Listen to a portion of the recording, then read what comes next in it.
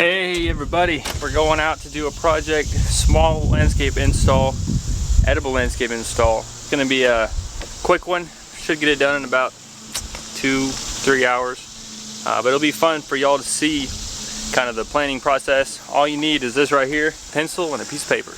Here's my piece of paper, I got my pencil in there, and we'll be good. This is going to be a fun one. Basically, he has given me free reign to do whatever I want to make it look beautiful and also be fruitful. He's down for the edible aspect. He's like, hey, you can do it. Just go ahead and go for it. So I'm like, all right, let's go. I'm gonna first go there and we're gonna do some tear out, clean up, and then we'll hop on over to the nursery, pick up some plants, bring them back, and do the install. On the road again. Backing it up. We have arrived. Mr. Jake. Howdy. Right here. Jake is awesome. See you, Benj. We've been good friends for what, like 2 years? 2 years or so, yeah. Something like that. And he, poor guy, has a landscape that needs some help.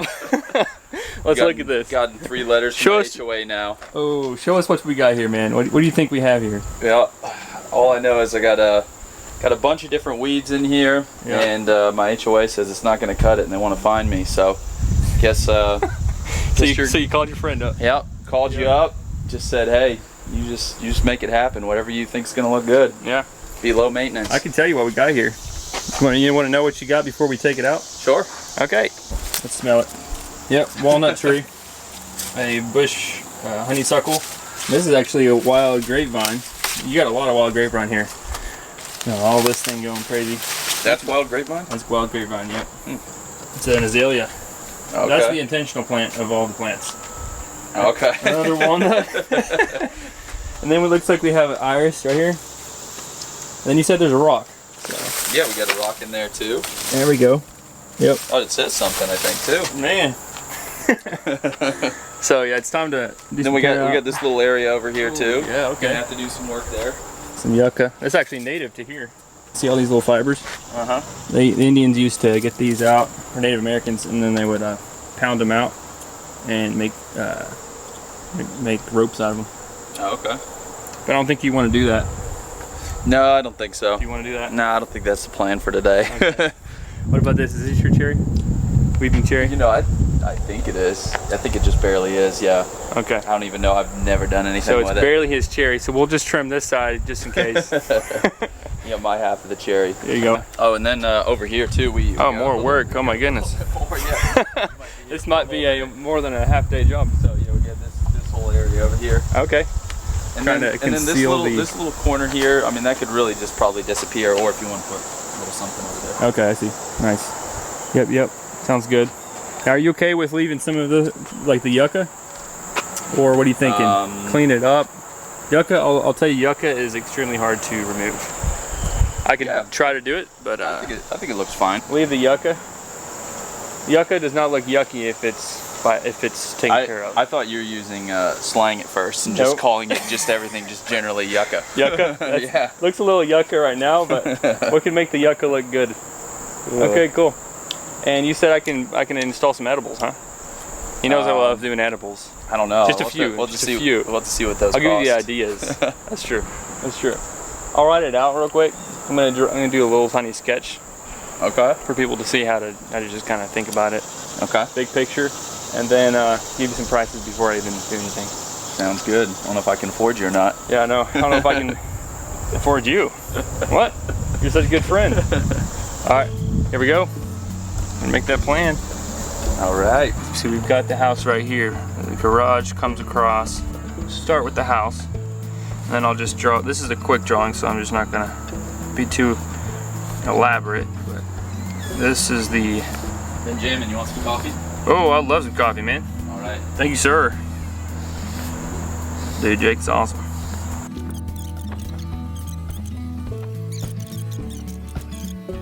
This is the main bed. Comes out like this. Alright, this is where all the craziness is. This is crazy, this is crazy. We really need to remove the weeds from everything. Let's go ahead and do step 1 is removal. relocation. That's for if we're transplanting anything. Restoration. Now all of this is the 3 steps to renovation. Okay, so we have remove, relocation, and restoration. Restoration includes the new plants, new mulch. I'm going to go ahead and estimate the time it's going to take. So all in all, we're talking about a 6 to 8 hour job. My main goal as a landscaper is to serve the person that I'm working for. For right now, that's Jake. So I want to do whatever is best for Jake. Now Jake is willing to do some edibles. He actually wants to do some edibles. He wants to be able to eat some food from his landscape, but his main thing is that he really wants to have a landscape that's going to be, you know, happy for the HOA, and he also wants it to look beautiful, to have that curb appeal. He's going to want it to be long-term, so we're thinking long-term. We're thinking plants that are high quality, that are going to really not get too big for this space. Really, everything here needs to stay somewhat short, because look at this. That's pretty short. And that's really not that much space here to go up. Fairly tolerant of the heat because of all the concrete around, and the White House is going to reflect light onto this area. Same thing for that bed right there. I can tell you right now that is west right there. Towards the evening, it's going to hit right there. These are going to get sun in the hottest part of the day, and towards the evening. We really need to choose plants that are going to be able to handle that heat well, and even thrive in that heat. To me, they should not have planted this azalea here because it's too hot right now. It's too hot in this spot for the azalea. Azaleas do much better in shady areas. All these plants that are thriving are sun plants. So what I need to do is I need to take that cue from all the weeds and choose plants that are going to be able to tolerate and even love that heat. Now, for me, I'm really thinking of 2 main plants as far as edibles go. That is strawberries and blueberries. Both of those do really well in the heat. So I'm thinking I want to incorporate those, but first I need to get the backbone of this landscape to be the ornamentals that are going to last a long time, and they're going to give Jake a good look, a nice curb appeal. So let's go ahead and choose those ornamentals. Something that I like to do is just go to a separate area and go ahead and just do a total brain dump of the types of plants that I might be planting. Okay, I'm happy with this. Got this list. The list was shorter than I thought it'd be, but honestly, it doesn't have to be long when you know what you need.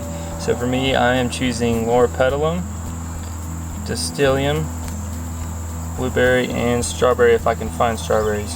Loropetalum is a purple color, and then Distilium is a dark green evergreen. So that's going to be a nice evergreen aspect to the landscape. You always want to choose plants for seasonal color, and in the wintertime here everything else dies other than the evergreens. So I'm going to keep in that Distilium as some nice color for the winter. And for blueberries, I'm going to try to choose a dwarf variety, and strawberries will be almost like a green ground cover for the beds. So I've got 1, 2, 3, 4 different types of plants, and I'm going to be using those numbers to designate them into the landscape. We're going to do the Distilium, which is the evergreen. Those are going to be on the sides. Right in the middle, somewhat forward, is going to be the blueberry. That's going to look good. And then we will also do the Loropetalum right beside there, 1 and 1. And then so it's kind of like a arched fashion. We already have yucca, so I'm just going to go like this for yucca. Don't think we're going to take that out. I'm really wanting to do a border. I'll talk to him about it, just to delineate it from the yard. It doesn't look so good right now with how it's see it over there. It just doesn't look so good with how it's just kind of molding with the yard. We want to make some delineation. One thing I really love to do is make sure that you have symmetry in your landscape. If you have something on this side and another side, it really just draws the landscape together to where there is feels all cohesive, and it feels like it just works together. So having the blueberry there and there is going to be a nice aspect to bring everything, tie it all together. And on the cherry, we're just going to trim the bottom to where it looks all trimmed up. last but not least, we'll do some strawberries. Let's just go ahead and say 4 right there and there. That's strawberries. Ground cover. There we go. There it is. The landscape is ready. Voila. Little cafe break. Thank you, sir. I think we're good. All right, what are we looking at? So here's the 2 front beds. I'm thinking a border would be nice. I don't know if you want to do any hardscaping this time around, but some rocks or something. Some rocks or pavers. Anytime you have a bed that doesn't have any delineation, it makes it a little. It just becomes part of the yard almost. Right. So that's one idea is to make some delineation there. We have a nice contrast of dark green and then purple in between, and then right in the middle is a blueberry bush, which has some good color in the spring and in the fall. Okay. In the spring it's like a light green, and then fall turns red. How in much? Wintertime they wouldn't have anything. How much maintenance is blueberries? I'll get you a dwarf variety if we do it, and they would be super low maintenance. Basically trim them if you want to once a year. Okay. You know, it would get only about this tall right here. Okay. Yep. So very low maintenance, and you get some blueberries. We'd have the distilleum right there, distilleum over here, blueberry in the middle, and then lower petalum in the front, almost like a arch with the centerpiece in the middle. And then my thought was to try to do another blueberry over there if you wanted to do some symmetry across. Okay. Yeah. And there's all kinds of blueberry bushes. There's like high bush. There is low bush. There's rabbit eye. Which one tastes the best? I kind of like the rabbit eyes that we have on our farm, but they get big, so you don't want that. Okay. Yeah. No. We don't want your house to be half blueberry and then mostly not house. Yeah, that's true. I don't know. That might make it easier to sell. Yeah. I have a blueberry house. Yeah. How long do you think it's gonna take? Full day? Probably full day. Yeah. I'll see how long the cleanup takes. Okay. Yeah. Probably just clean up today. Probably, but we'll see. Okay. We'll see. I'm pretty fast because I have some practice. Mm-hmm. So we'll do what we can. All right. Sounds all good. we can do. Cool. Man. Now you see what I get to do. Wow. Yeah, some tools might be helpful with this. Yeah. No need to caveman it. Oh. All right. Yeah. There we go. That's 2 There's cents. 2 cents off right there. Here's my work for the day. Rest is yours. I'll take it. So when you're removing perennials, you really have to make sure to pull out all these roots, because perennials come back every year from their roots. So if you make sure and get those roots out, then you've actually solved the problem. If you don't, those plants are just coming right back next year. So I'm gonna really go down deep. It's worth the extra effort to get them out, really, from the roots. Might be harder at first, but in the long run, you're going to be a happier camper.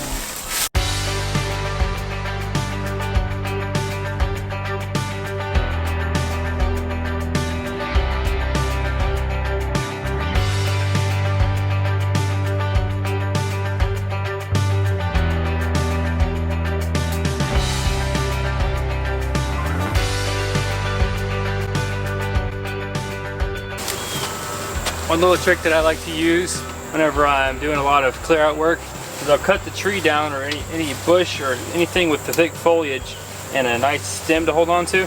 Cut it down, lay it down first, and then start laying other material on top of that, and it becomes like a little carrier vessel. Pulling the whole thing.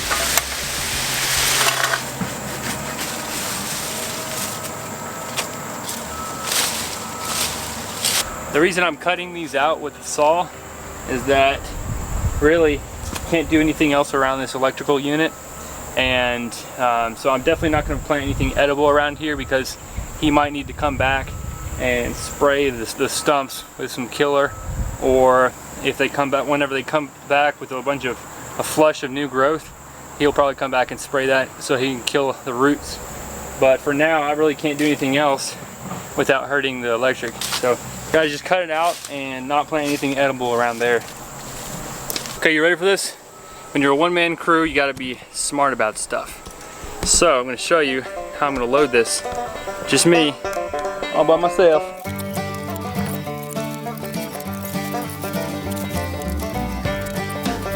Woo. Gotta do what you gotta do.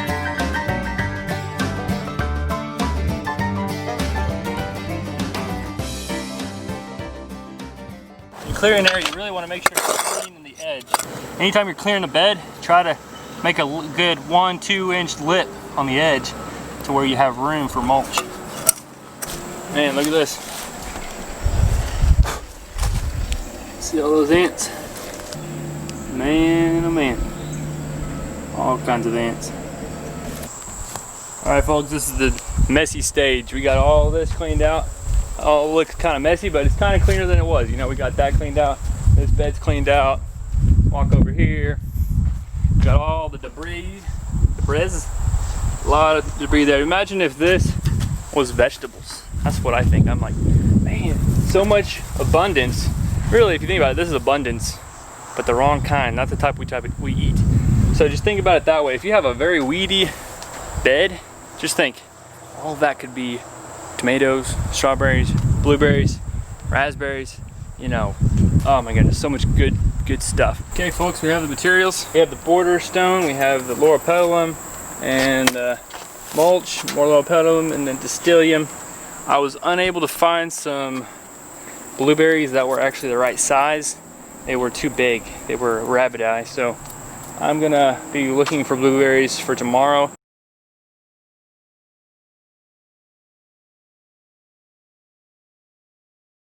Place the plants.